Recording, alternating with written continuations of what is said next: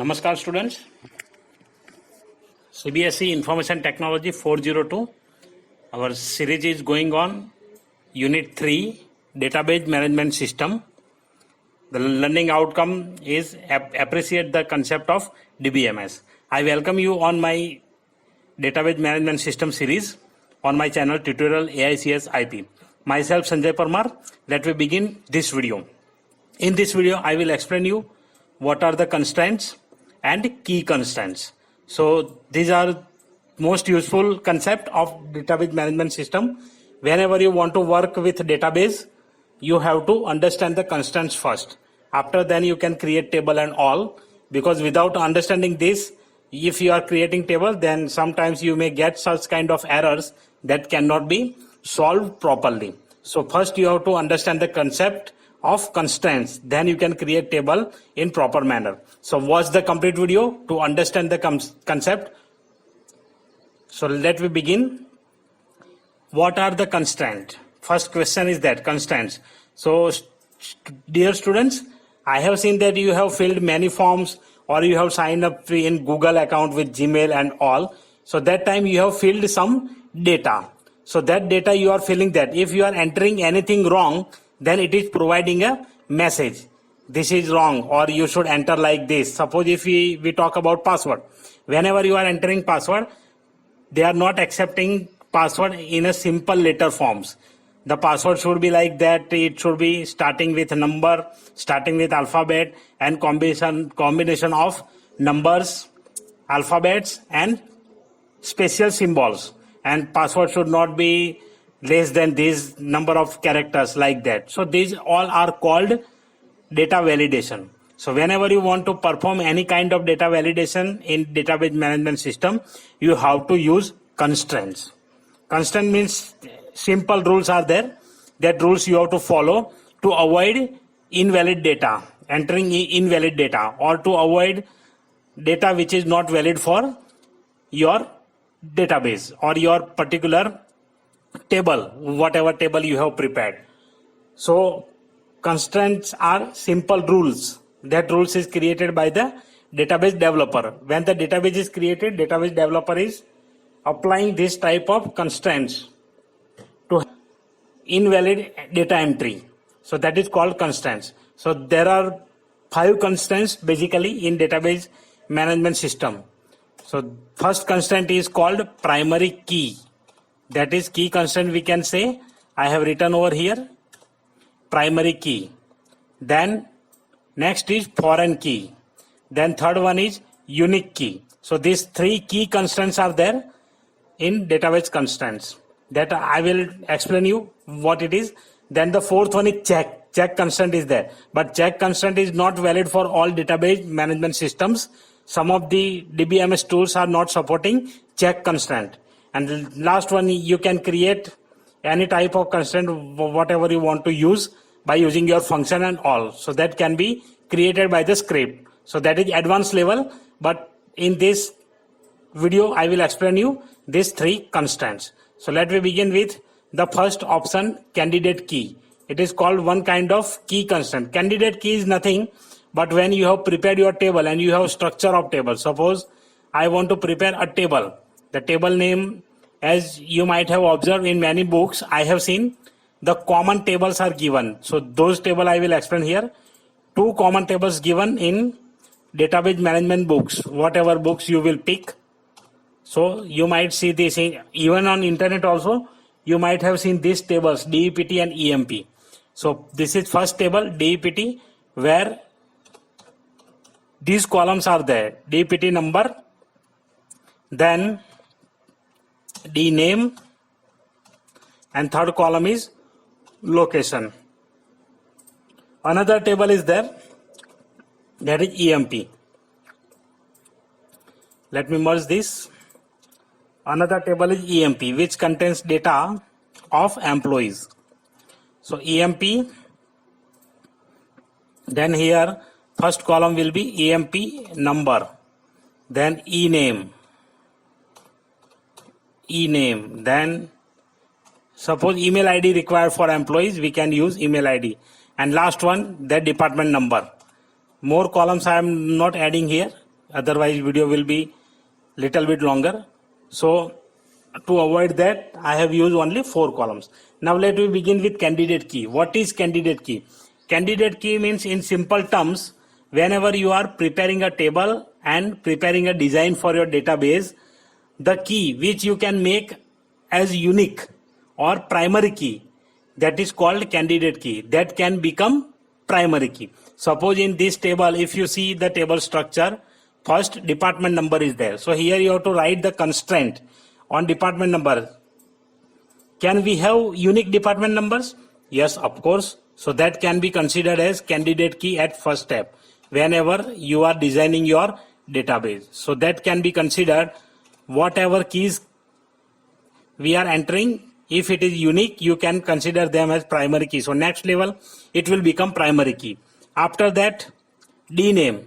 Can it become primary key? DNAME, department name. Yes, it can be, but not compulsorily, but department number can be. DNAME can also be a candidate key right now because it have capability of primary keys. So that we are putting this in category candidate key. Location, it cannot. So that is called alternate key. Why it is called alternate key? So when you write or you decide some of the keys can be candidate key, after that the remaining columns of your table or remaining columns of your database objects, that can be considered as alternate key.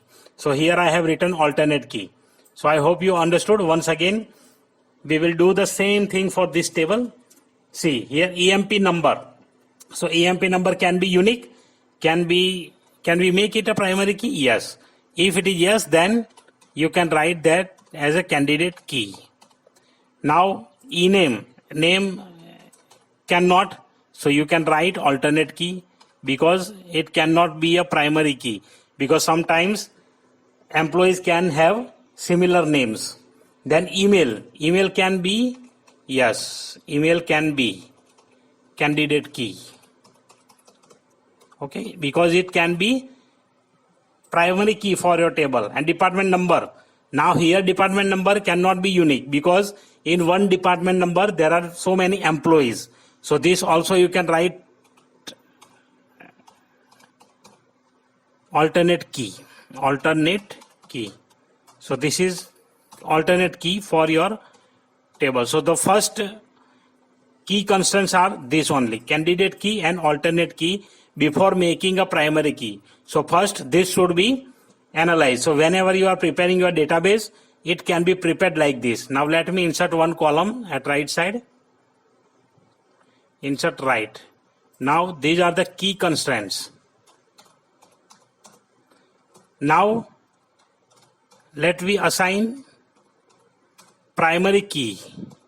What could be a primary key? What will be a primary key? So here department number and name. We can make one primary key or more than one primary key. Okay. If you are making only single primary key, it will be known as a single primary key only. And if you are making more than one primary key, so that can be considered as composite primary key. That concept is given in your syllabus theory part, composite primary key. So that can be composite primary key. Now you can identify here department number. It can be primary key. Yes. So I am writing here yes. So that will be primary key. Here department name. So it cannot be a primary key. So leave it blank. Alternate key already we have decided. LOC it will be alternate key. But can have department can be unique. Yes. You can make it unique. So here you can write unique. Or let me write here P/U. P/U. Now it can be unique. Yes. Similarly, come here and check out EMP number. It can be primary key. Yes. So here you write primary, PRI. Here also I am going to change PRI. Now alternate ename is alternate key for key constant. Now whether it is primary key or unique key, no, it can be nothing. Unique key also you cannot assign because names will be repeat. Those data which cannot be repeated, that is considered as primary key or unique key. Then email candidate key is given, email you can write as unique key. Okay, and alternate key, department number can be foreign key. So this I have prepared here. Now let me explain why it is foreign key, what is primary key. Okay, so candidate key and alternate key I have already explained. Now let me explain primary key. Primary key means it is nothing but simple column name which hold your unique records. By that you can identify the table records uniquely, that is known as primary key. So that value at least one time it should be come. It cannot be blank, it cannot be empty. You have to enter the value in that, but that value come at once only. It cannot be repeated. Okay, so that is called primary key. So whenever you are starting this column, you have to identify a particular column name that can become a primary key. So that can be considered as candidate key, and then after that the next step is you have to assign the primary key. So this is the work of database developer. He is doing this thing. First he will assign candidate key and alternate key, and then he will assign primary key, unique key and foreign key. Now primary key you understood. Unique key is similar like primary key, but it cannot be referentiated. Reference means what? You cannot referentiate this one. How? Department number. This you can use in another table to point out data of this table. That can be considered as reference. Let me explain one example, like father and child. So they have one relationship. So parent and child. So here you can consider department as a parent. It has this much columns, and this is child table. It has this much column. Now whatever common property, this column can be considered as attribute or property. So this common property which can be shared with the child table, that can be considered as a primary key and foreign key. Here in parent table it is primary key. In child table it is known as referential integrity or foreign key. So that can be reference to that table. So whenever we point out some department number, you can print that particular department number, department name and department location from DPT table. So for that purpose, this concept is used, foreign key and primary key. So I hope you understood this concept, foreign key and primary key. Unique key cannot be a referential integrity. It is simply unique. If you want to write something unique, so that you can write here as email, that can be unique. Some in department table, one department name should come at once only. So it cannot be repeated. So that's why we have assigned unique key. So these are the constraints of table. Now let me talk about composite primary key. That also I have said. Composite primary key means you can assign more than one primary key to a table, that is known as composite primary key. So you can assign that thing, but your database management system should be more powerful. Only few of the DBMS softwares are allowing composite primary key. Otherwise you can have only one primary key for each table. So I hope you clear about this and how to prepare your database design, that also you understood. So if you understood this concept well, give me a one thumbs up, or we can say hit the like button and share this video to your friends. And if you are coming to my channel first time, watching my video first time, subscribe the channel and press the bell notification icon. I am continuously uploading this kind of videos on my channel, so you can get updated. So keep watching, keep learning. Thank you very much.